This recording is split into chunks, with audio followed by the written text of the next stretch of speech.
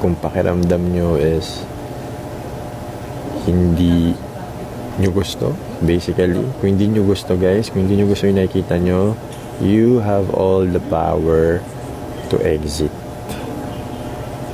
Napaka powerful na move yun para hindi kayo mabother, para hindi kayo ma-affect, or kung pakiramdam nyo is ganito kasimple yan guys.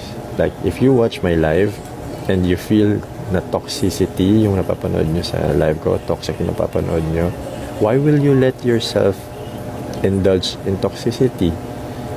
Exit na agad. Live the life. Ganun kasimple ang buhay guys. Pero ito kasi ang catch. Ito ang catch. Ito ang catch. Ulitin ko. Ito ang catch. May mga ilan kasi nakulang sa pansin. May ilan kasi gustong mag-cloud chase. Anong gagawin? Mangbabash. So, doon na pupunta yung bashing. Ganun kasimple yun, guys. And I truly respect these content creators na, totoong content creators na gumagawa ng way at effort na makagawa ng contents para dun sa mga nanonood sa kanila. Yun lang yun. Ganun lang yung kasimple guys. Huwag natin gawing komplikado ang lahat ng bagay. Hindi ko to ginagawa to ano yun, para kampihan si Perlas and all.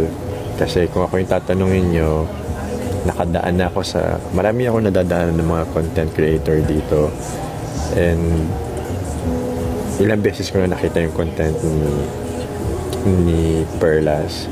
And I think we should need to be smart enough para malaman kung ano yung content at kung ano yung real life. So, yun lang. Sana may makareal. Yay! Nandito na yung lunch namin. Kaso nadja-jebs ako. So, basically, yun lang yung kasimple, guys.